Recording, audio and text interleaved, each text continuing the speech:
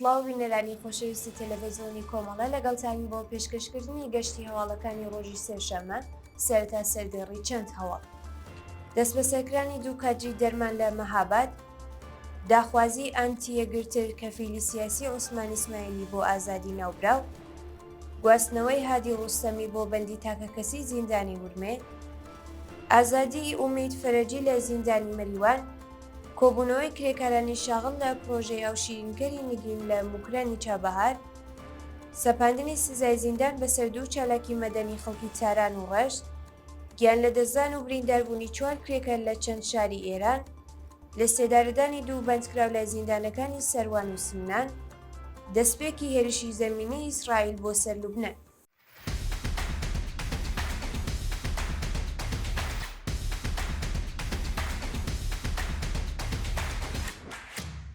درێژەی هەواڵەکان دەست بەسەرکرانی دوو کادری دەرمان لە مەهاباد. ڕۆژی سێشەممە 3 ڕێزبەری 1403 تاهر ئاریا تەمەن 47 ساڵ و بەڕێوەبەری یەکەی 115ی مەهاباد یافریاکەوتنی خێرا و سەید کەماڵ ئاحمەد تەمەن 35 ساڵ و لە ئەندامانی هەمانیەکە لەلایەن ئیدارەی ئیسلاحاتی مەهابادەوە دەست بەسەر و بۆ شوێنی نادیار گواستراونەتەوە. سەرەڕای تێپەڕبوونی یەک هەفتە بەسەرکاتی دەست بەسەرکرانی ئەم دوو هاوڵاتیە، هێشتا هیچ زانیاریەک لەسەر چارەنووسیان لە بەردەستانیە و بە دوواداچوونی بنەماڵەکانیان بێ ئاکام ماوەتەوە. تا کاتی داڕشتنی ئەم هەواڵە زانیاریەکی ورد لەسەر هۆکاری دەست بەسەرکران، شوێنی ڕاگرتن و چارەنووسی و دوو هاوڵاتیە لە بەردەستان نییە. داخوازی ئانتیەگرتر کەفیلی سیاسی عوسمان ئیسماعیلی بۆ ئازادی ناوبراو. ئانتیەگرتر نوێنەری پاڕلەمانی برمیەن لە فراکسیۆنی SPD لە ئاڵمان و کەفیلی سیاسی عوسمان ئیسماعیلی چالاکی کرێکاری بەندکراو لە زیندانی سەقز لە پەیامێکدا داوای لە کۆماری ئیسلامی کرد کە ئەو بەندکراوە سیاسی ئازاد بکات. ئانتیەگرتر لە پەیامەکەیدا ڕایگەیاندووە کە عوسمان ئیسماعیلی بەهۆی چالاکی مەدەنیەکانی چەند جار دەست بەسەر کراوە.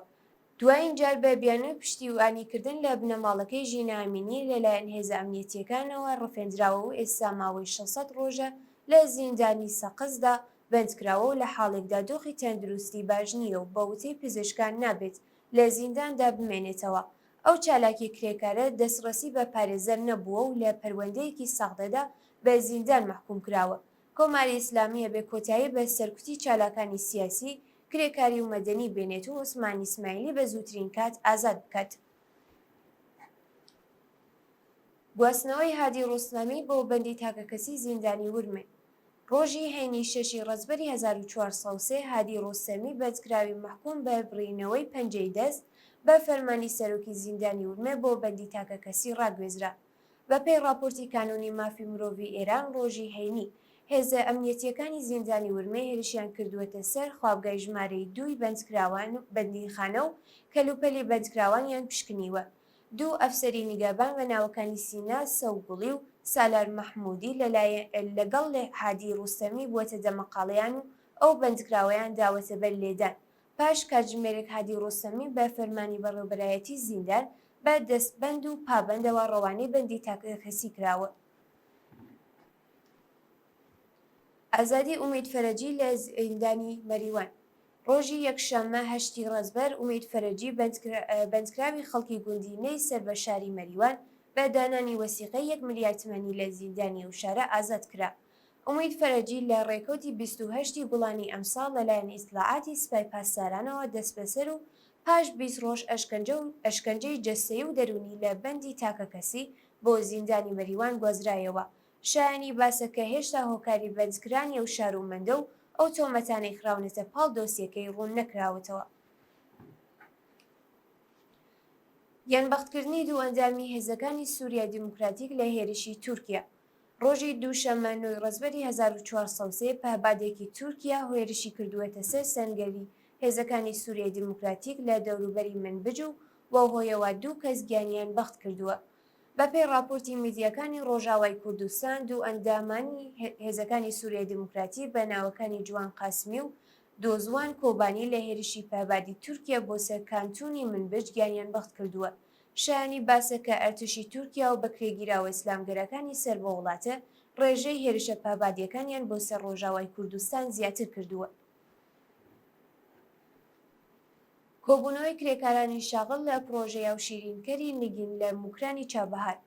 ڕۆژی دووشەمە 9 ڕێزبەر کرێکارانی شاغڵ لە پرۆژەی ئاو شیرینکەری نگینی موکرانی چابەهار لە ناڕەزایەتی بەنەدانی داخوازیەکانیان کۆبوونەوە. بە وتەی کرێکارانی ناڕازی ماوەی 6 مانگە حەقدەستیان وەرنەگرتووە. پەرداخت نەکردنی حەقدەستی کرێکاران لە حاڵێکدایە کە پەیمانکار هێشتا بەشێک لە حەقدەست و مەزایە ساڵی ڕابردووشی نەداوە.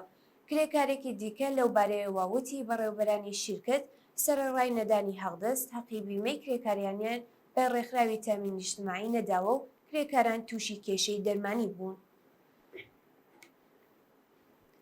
خنکان و دیارنەمانی 16 کەس لە سیلاوی شاری جیرۆفت. ڕۆژی دووشەمە 9 ڕێزبەری 1403 بەهۆی بارینی ڕێژنەی باران لە عنایەت ئابادی جیرۆفت 15 شارومەند ون بوون و بەشێکیان منداڵانی خەڵکی ئەفغانستان بوون. بە پێی زانیاریەکان چەند بنەماڵی ئەفغانستانی کە لە باخەکانی عنایەت ئابادی جیرۆف کرێکاریان کردووە کەوتونەتە نێولافا و 13 کەس کە بەشێکیان منداڵ بوون گیانیان لەدەستداوە و تەرمەکانیان لە نێو قوڕولمدا دەرهێنراوە.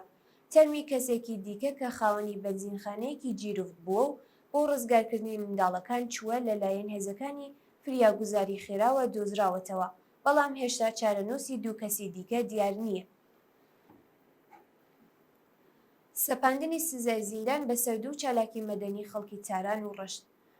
ڕۆژی دووشەمە 9 ڕێزبەری 1403 دەستگای قەزای ڕژیم لە شارەکانی تاران و ڕەشت سزای زیندانی بەسەر سوودابە فەخارزادە و حەمزە دەروێشیدا سەپاند. بەپێی راپۆرتی کانونی مافی مرۆڤێران حەمزە دەروێش بەندکراوی ڕاگیراو لە زیندانی لاکانی ڕەشت لە پەروەندەیەکی تازەدا بە بیانووی تێکەڵچوون لەگەڵ بەرپرسانی زیندان بە 10 ساڵ و نیو زیندان مەحکوم کراوە. ئەو بەندکراوە سونە مەزهەبە پێشتر لەلایەن دادگای ئینقلابی ڕەشتەوە سزای 14 ساڵ زیندانی بەسەردا سەپێنراوە. لەلایەکی دیکەوە دادگای پێداچوونەوەی تاران سزای 5 ساڵ زیندانی سوودابە فەخارزادەی پشتڕاست کردووەتەوە. ناوبراو پێشتر هاوڕێ لەگەڵ زەینەب هەمڕەنگ و شیوا ئیسماعیلی بە ئیجماع و تەبانی دژ بە ئەمنیەتی وڵات و هاوکاری لەگەڵ یەکێک لە گروپە نەیارەکانی ڕژیم تۆمەتبار کرابوو. گیان لە دەستدان و برینداربوونی 4 کرێکار لە چەند شاری ئێران. بەهۆی نەبوونی منی شوێنیکار لە ئێران دوو کرێکار لە کرمان و سەڵماس گیانیان لەدەستداوە و دوو کرێکاری دیکەش لە کەنگاور و پەردێسی کەرەج بریندار بوون. بەپێی زانیاریەکان کرێکارێک لە معدەنی مسی سەرچشمەی ڕەفسەنجان لە کاتی بارکردنی تایری بار هەڵگر بەهۆی کەوتنە خوارەوەی تایر بە سەریدا گیانی لەدەستداوە. لە شاری سەڵماس کرێکارێکی بیناسازی لە کاتی کارکردن لە ساختمانێکی 6 تەبەقەیی کەوتووەتە خوارەوە و دەستبەجێ گیانی لەدەستداوە. لە ڕووداوێکی دیکەدا لە شاری کەنگاوەر کرێکارێکی بیناسازی کەوتووەتە نێوچاڵێک و بە سەختی بریندار بوو و هەروەها لە پەردیسی کەرەج پاسەوانێکی باڵەخانەیەک بەهۆی تەقینەوەی گاز بە سەختی بریندار و ڕەوانی نەخۆشخانە کراوە. کوژران و برینداربوونی دوو شارومەندی بەلوچ بە تەقەی هێزەکانی ڕژیم. شەوی دووشەمە 9 ڕێزبەری 1403 دوو شارومەندی بەلوچ لە شارستانی فەرەج کەوتونەتە بەر دەستڕێژەی گولەی سەرکوتگەرانی کۆماری ئیسلامی و یەکێکیان گیانی لەدەستداوە و ئەوی دیکەش بریندار بووە. بەپێی راپۆرتی حاڵوەش هێزە ئەمنیەتیەکانی ڕژیم بەبێ هۆکار ئۆتۆمبیلی دوو هاوڵاتی بەلوچیان داوەتە بەر دەستڕێژی گولە و ئۆتۆمبیلەکە وەرگەڕاوە. لە کامی ڕووداوەدا سەرنشینی ئۆتۆمبیلەکە بە ناوی ئیسماعیل ناڕوویی تەمەن 21 ساڵ گیانی لەدەستداوە و شۆفێری ماشینەکە بە ناوی عەبدوڵڕەحمان ناڕوویی تەمەن 32 ساڵ بە سەختی بریندار بووە. لە سێدارەدانی دوو بەندکراو لە زیندانەکانی سەروان و سمنان. بەیانی سێشەمە 9 ڕێزبەر حکمی ئەدامی دوو بەندکراوی بەلوچ بە ناوەکانی ڕەشید سپاهی تەمەن 33 ساڵ و دەستگیر ساسوولی تەمەن 46 ساڵ لە زیندانەکانی سەروان و سمنان جێبەجێ کرا. بەپێی راپۆرتی کەمپێنی چالاکانی بەلوچ ڕەشید سپاهی هاوڵاتی خەڵکی سەروان ساڵی 99 هەتاوی بە تۆمەتی پەیوەندیدار بە مادەی هۆشبەر دەست بەسەر و دواتر لەلایەن دەستگای قەزای ڕژیمەوە بە ئێعدام محکوم کرابوو. هەروەها دەستگیر ساسۆلی خەڵکی شارستانی زەهەک بووە و ساڵی 98 هەتاوی لە پارێزگای سمنان بە تۆمەتی بازرگانی بە مادەی هۆشبەر دەست بەسەر و بە ئێعدام محکوم کراوە. بەیانی سێشەممە سزای لە سێدارەدانی ئەو دوو بەندکراوە پاش دوایین دیداریان لەگەڵ بنەماڵەکانیان جێبەجێ کراوە. و دوایین هەواڵ دەستپێکی هێرشی زەمینی ئیسرائیل بۆ سەر لوبنان. شەوی دووشەمە و بەیانی سێشەممە 9 ڕەزبەری 1403 ئەرتشی ئیسرائیل پاش بردومانێکی چڕوپڕ هێرشی زەمینی بۆ سەر باشووری لوبنان دەستی پێکردووە. بە وتەی میدیاکانی لوبنان، فڕۆکەکانی ئیسرائیل ناوچەکانی مەرجیە، موشرەفیە و چەند ناوچەی دیکەیان بردومان کردووە و کۆگایەکی تەقەمەنی حیزبوڵای لوبنانیان لە نزیکەی فڕۆکەخانەی ڕەفیق حەریری تەقێنراوەتەوە. هاوکات کۆبوونەوەی فەرماندەکانی سوپای قودس و حیزبوڵای لوبنان لە دەوروبەری فڕۆکەخانەی دیمەشق کراوەتە ئامانج و 9 کەس کوژران و چەند کەسی دیکەش بریندار بوون. بە کاتی بەیانی سێشەممە ئەرتشی ئیسرائیل بە فەرمی دەستپێکی هێرشی زەمینی سنوورداری لە باشووری لوبنان ڕاگەیاندووە و لە بەرامبەردا وەزارەتی بەهداشتی لوبنانیش ڕاگەیاندراوێکی بڵاو کردوێتەوە و تێدا ئاماژەی بە کوژرانی 95 کەس و برینداربوونی 172 کەسی دیکە لە هێرشەکانی ڕۆژی ڕابردوو ئیسرائیل کرد. بینەرانی خۆشەویست، هەواڵەکانتان پێشکەش کرا. کاتێکی خۆش بۆ هەموو لایەک.